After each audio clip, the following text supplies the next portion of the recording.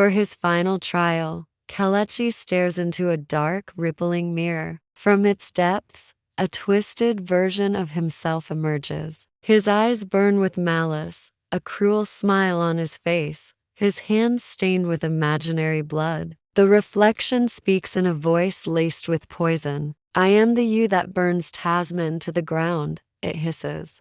The you that makes them all pay for what they did. Accept your rage. It's who you are. Kelechi looks at this dark twin, this embodiment of his deepest pain and anger. He doesn't flinch. He acknowledges the darkness inside him, the part that craved vengeance. But he refuses to let it define him. Having dark thoughts doesn't make me evil, Kelechi says calmly. Acting on them would. You are my pain, but you are not all of me. With a heart full of compassion, not for his enemies, but for himself, he reaches out and touches the mirror. I forgive myself for being human. The moment his fingers touch the glass, the mirror doesn't just crack, it explodes in a blinding wave of healing golden light. Kelechi has passed the final trial. He didn't destroy his shadow. He accepted it, integrated it, and in doing so, became whole, transformed and glowing with a newfound spiritual power. Kelechi returns to Tasman. He walks into the village square, and a hush falls over the crowd. People back away, their faces a mixture of fear and awe. Princess Adiz is the first to break the silence, her voice a shrill scream. He's come back to finish what he started, to destroy us all. But Kelechi doesn't draw a weapon. Instead, he raises the stone of confession high above his head. The crystal glows, and a projection of light fills the air above the square, a magical screen for all to see. The vision shows Princess Adiz, alone in her chambers, tearing at her own clothes,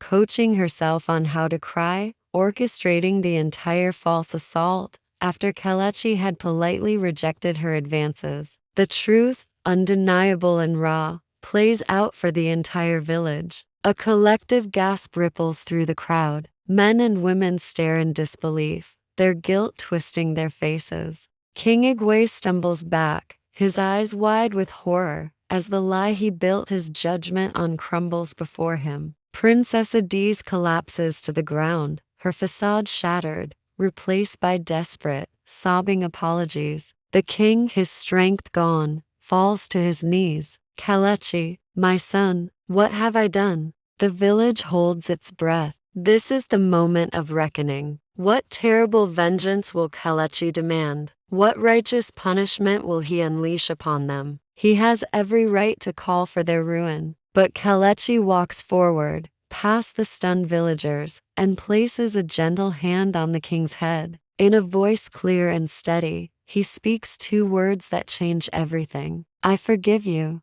At that instant, a peal of thunder rolls, not from the sky, but from the heart of the enchanted forest. A brilliant, cleansing light washes over Tasman, shattering a curse they never even knew they carried, the curse of their own hatred and guilt. The sick in their beds are suddenly healed. The colors of the world turn vibrant and rich. For a fleeting moment, the spirits of Kelechi's parents appear, their faces beaming with pride, before ascending into a final, peaceful rest. The cycle is broken. In the aftermath, Kelechi exiles Adiz for 7 years, not to a prison, but to live as a commoner, to learn humility and truth. He becomes the bridge between the spirit world and the mortal realm, teaching the people the old ways of balance and respect. King Igwe, humbled and remorseful, names Kelechi his successor. 20 years pass. Tasman is a prosperous, peaceful land. A much older, wiser King Kelechi sits with a small child under a baobab tree as the sun sets.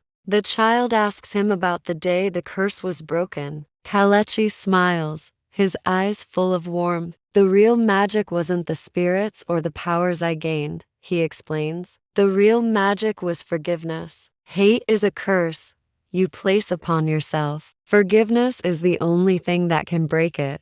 Kelechi, the orphan who had every reason to become a monster, chose a different path. He became their hero, not because he was without darkness, but because he had the courage to choose compassion. True strength, he taught his people, is not found in revenge, but in the profound courage it takes to forgive. Like, comment, and subscribe for more interesting story.